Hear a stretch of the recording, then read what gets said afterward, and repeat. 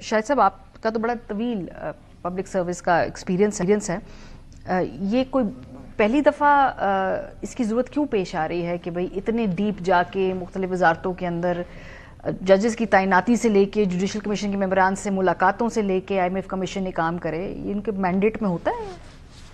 جی specifically تو mandate میں لکھا نہیں ہوتا، لیکن ہمیں جو بات سمجھ نہیں آتی وہ سمجھنی پڑے گی کہ معیشت کا تعلق عدل کے نظام سے ہوتا ہے، معیشت کا تعلق سیاسی استحکام سے ہوتا ہے، معیشت کو پور گورننس افیکٹ کرتی ہے، معیشت کو کرپشن افیکٹ کرتی ہے.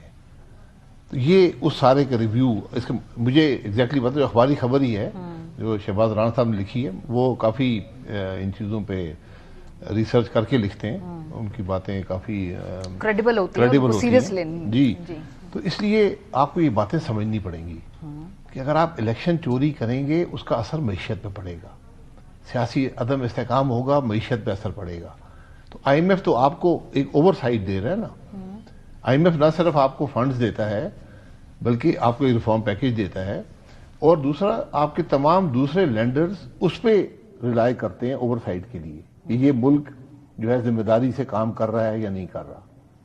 تو وہ ان کو یہ سب چیزیں دیکھنی پڑتی ہیں. وہ یہ نہیں کہہ سکتے کہ ایک ملک میں آپ 26ویں ترمیم کر دیں، عدل کے نظام ختم ہو جائے اور پھر توقع رکھیں کہ معیشت ترقی کرے گی. آپ الٹے سیدھے قوانین بنائیں، ملک میں سیاسی انتشار ہو، الیکشن چوری ہو، پولیس گورننس پور ہو، کرپشن بڑھ رہی ہو.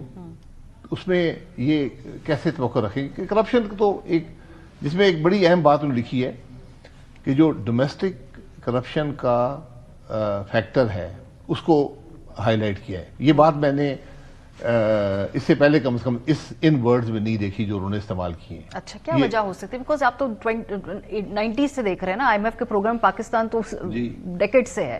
اس مرتبہ کوئی ٹائمنگ ڈفرنٹ ہے، کیا سیاسی کوئی دباؤ کی وجہ سے ہے، کوئی آرم ٹویسٹنگ ہے؟ یہ کیوں شرائط؟ آرم ٹویسٹنگ نہیں ہے، کیونکہ آپ جو اس میں ساری چیزوں کا آپ دیکھیں نا، آپ کو غیر ذمہ دار سمجھا گیا ہے. جو ساری چیز کا جو ایک نیٹ جو حاصل ہے وہ یہ ہے کہ IMF یا جو بھی فائنینشیل ادارے ہیں، ملٹی لیٹرلز ہیں، وہ آپ کو ذمہ دار ملک نہیں سمجھتے. آپ وعدہ کچھ کرتے ہیں، کرتے کچھ ہیں.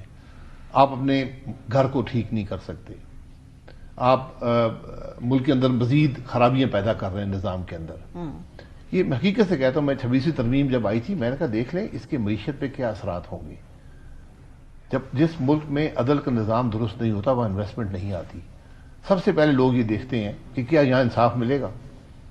وہ دیکھتے ہیں کہ جیسے 2017 میں جب میاں نواز شریف صاحب کا فیصلہ ہوا، لوگوں نے کہا یہ کون سا ملک ہے جہاں سپریم کورٹ ٹرائل کورٹ بن گیا ہے، ایک حکومت توڑ دی ہے، حکومت جو چل رہی تھی اس کو توڑ دی ہے، اور کہا جی کہ تم نے اپنے بیٹے سے وہ رقم نہیں لی تھی تو وہ تمہارا ایسٹ بن گئی تھی تو ہم نے تمہیں حکومت ختم کر دی ہے.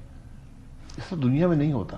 ابھی بھی یہی ہے کہ آپ جس طرح آپ نے نظام کو بدل دیا ہے، سپریم کورٹ کے اندر ایک کانسٹیٹیوشنل بینچ بن گیا ہے، ایک سپریم کورٹ بن گئی ہے، کیا کام یہ کرے گا، کیا وہ کرے گا. سپریم کورٹ کے ایک چیف جسٹس تھے، نام لینا میں اس کی ضرورت نہیں ہے، تعلق ان کی ذات سے نہیں ہے.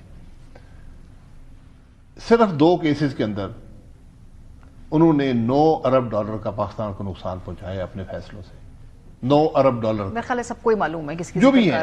دیکھیں واستو سے نہیں ہے کون ہے یا نہیں ہے. کیپیسٹی کی بات کریں کہ کیا کیا کیپیسٹی ہے نقصان پہنچانے کی. تو جب یہ اس قسم کا نقصان پہنچانے کی کیپیسٹی عدل کے نظام میں پیدا ہو جائے گی، جب حکومت گورننس نہیں کر سکے گی، جب کرپشن حد سے بڑھ جائے گی. آج حقیقت سے بات کرپشن حد سے بڑھ گئی ہے ملک کے اندر اس حد تک، کیونکہ جب مہنگائی ہوتی ہے، جب ملک میں قیمتیں بڑھ جاتی ہیں تو کرپشن بڑھ جاتی ہے.